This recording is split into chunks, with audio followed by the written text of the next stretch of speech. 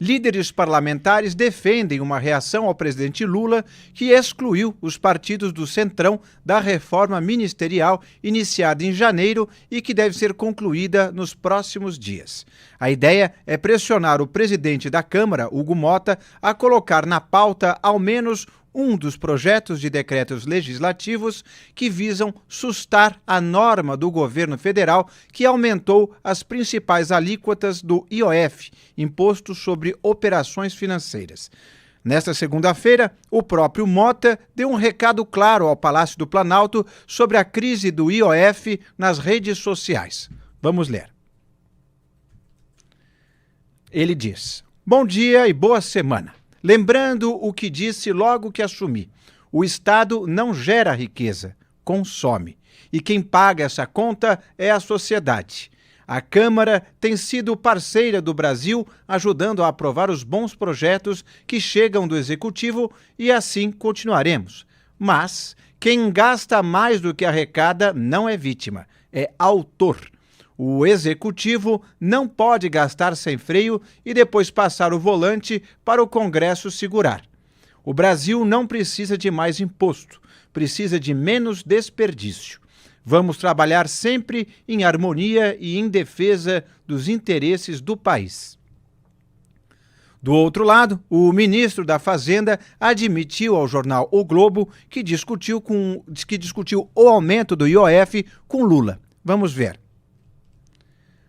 Abre aspas. "A comunicação nunca participou dos relatórios bimestrais. Ela é que julga a pertinência de se envolver num tema ou outro. Isso foi debatido na mesa do presidente e o presidente convoca os ministros que ele considera pertinentes para o caso. Essa é a atribuição do presidente da República", disse Fernando Haddad. Em contrapartida, o ministro disse que Lula não discutiu o recuo da Fazenda. Vamos ver. Abre aspas. "Não falei com o presidente. A minha decisão de recuar foi absolutamente técnica. Foi tomada horas depois do anúncio, assim que me chegaram as informações sobre o problema. Antes de mais nada, chequei com pessoas em quem confio para saber se aquelas informações estavam corretas." Fecha aspas. E agora quem conta detalhes dessa resposta do Centrão ao governo Lula é o Wilson Lima no quadro Bastidor do Meio-Dia.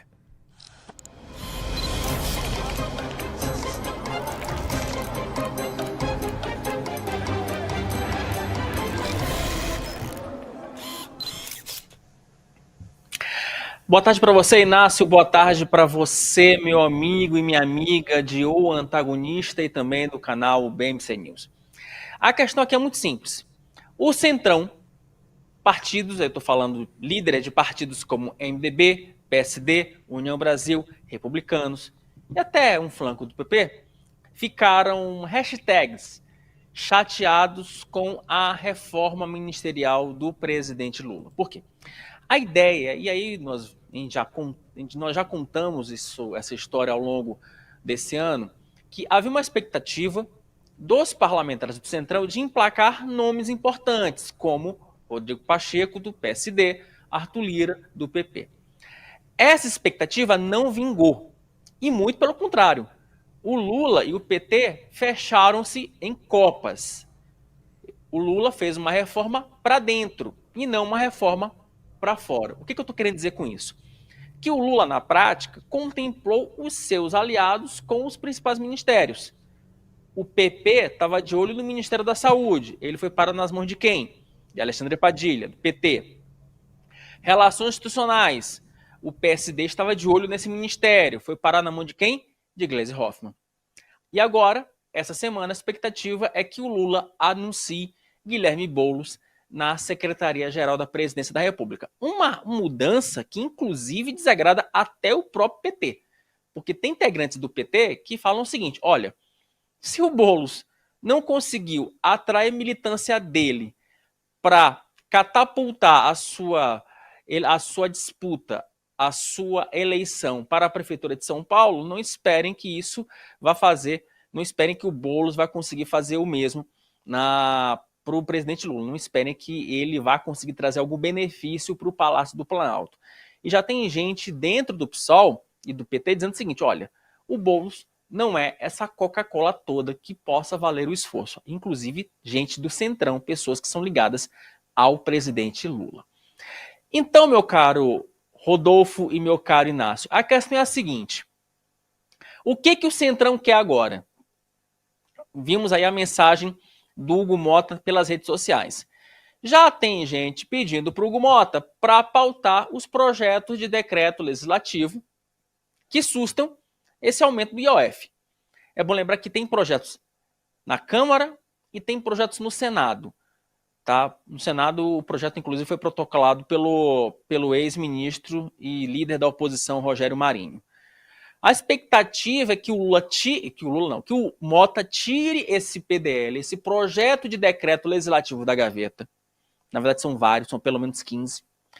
Coloque, né, abra um processo de urgência, aprove um pedido de urgência para esse projeto, e aí, na Câmara, já se dá como certa a derrubada do aumento do IOF. Por isso que teve esse recado do Hugo Mota. O que pode fazer, o que pode ainda segurar esse movimento da Câmara? É se o governo federal adotar alguma medida de contenção de gastos que justifique uma derrubada aí dessa medida anunciada na semana passada pelo governo federal. Há um sentimento na Câmara de que o governo Lula precisa fazer a sua parte, porque é muito fácil para o governo Lula aumentar gastos, como disse o Mota no seu tweet, é muito fácil para o governo Lula aumentar gastos e jogar a fatura para o Congresso Nacional, jogar o desgaste para as mãos dos deputados e senadores. Então, meus caros, esse é o jogo. O Centrão, que já não estava muito feliz com o governo Lula, ficou ainda mais descontente com essa história do IOF, e essa crise vai ser uma daquelas crises que vai demorar e muito para passar. Borges, muito boa tarde. Parece que teremos mais um braço de ferro entre o Centrão e o governo, sendo que os dois lados são conhecidos por dar punhalada nas costas um dos outros, né? Nenhum cumpre aquilo que promete um com o outro. Boa tarde a todos. Nesse caso aí, eu acho que o governo federal do Lula, até de onde eu vejo, tem um desempenho pior até do que o do Congresso, porque o Wilson falou aí sobre a forma como o governo tem tratado o Congresso nessas questões fiscais, e é muito interessante, de fato, um trecho em que o Hugo Mota fala que o governo passa o volante para o Congresso Nacional. Quem tem feito isso são os ministros da Fazenda e do Planejamento, né? O Fernando Haddad da Fazenda e a Simone Tebet do Planejamento. Eles ficam colocando a culpa no Congresso. Mas a gente já falou isso na época em que veio aquele projeto para cortar gastos, lá no final do ano passado, quando o governo falava, mas é o Congresso que tem que consertar aí o que tiver de errado. E aí o governo ia ficar no melhor dos mundos, que era sem cortar nada direito, e o Congresso que ia ter que cortar. E aí a culpa do corte ia ser do Congresso, sendo que no final das contas, o responsável por tudo isso é o governo federal. Então o governo Lula tentou jogar essa bomba na mão do Congresso, e ali tem muita gente muito mais esperta do que no governo Lula. E é óbvio que eles não iam fazer isso. E até, de fato, o que aconteceu, pioraram o corte de gastos lá, como já iria acontecer normalmente. Mas quem é responsável por isso e quem tem que impor um corte até maior para que, no final das contas, o Congresso, quando amenizar os cortes, não faça isso de forma a prejudicar o governo e a saúde fiscal do governo do país, o governo tem que apresentar um projeto mais drástico. E aí o governo vai lá e desidrata um pouquinho, mas, de qualquer forma, consegue-se cortar gastos de alguma forma. Sobre essa questão agora dessa retaliação do Congresso, eu acho que o governo Lula fez um cálculo correto na origem. Qual que é o raciocínio? Já que o Centrão não me dá votos, por que eu vou botar mais gente do Centrão no governo? Esse raciocínio é correto. Agora, o problema é que não é só isso que está em jogo, como mostra esse ensaio de retaliação do Congresso Nacional. Não é só sobre isso, né? Pode ser que o Centrão não venha a dar os votos que o governo Lula espera caso receba mais espaço na esplanada dos ministérios. Só que ele pode fazer mais do que isso, ele pode fazer pior do que isso, que é prejudicar o governo naquilo que o governo acha que tem que ser feito. Então vem aí, vão cobrar uma faturinha mais uma vez, dar um empurrãozinho no Palácio do Planalto, e vamos ver como é que o governo vai sair dessa agora. Porque estava agora o presidente do BNDES, Aloysio Mercadante, hoje de manhã, defendendo esse aumento de IOF, dizendo que já foi mais alto em outras épocas. Tanto faz se foi mais alto em outras épocas ou não. A questão é que esse governo não faz o dever de casa, como a ministra Simone Tebet já admitiu, e não é o Congresso que vai fazer o dever de casa pelo Lula. Situação Ô, Rodolfo, bem complicada. Inácio, deixa eu só complementar rapidamente a análise do Rodolfo, coisa simples. É que o Arthur Lira, o ex-presidente da Câmara, que hoje é presidente daquela comissão que vai analisar o texto sobre a reforma do imposto de renda, ele tem falado claramente isso. O governo precisa criar maneiras, criar mecanismos de compensar qualquer benefício que vá dar, não só a questão do imposto de renda.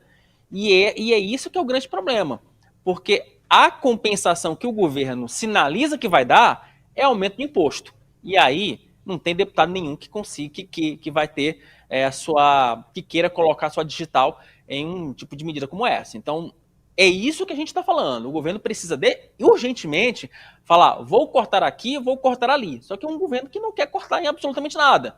Então, esse que é o grande problema, e esse que é o dilema, e essa é exatamente a pressão que o Congresso vem fazendo em relação ao governo Lula.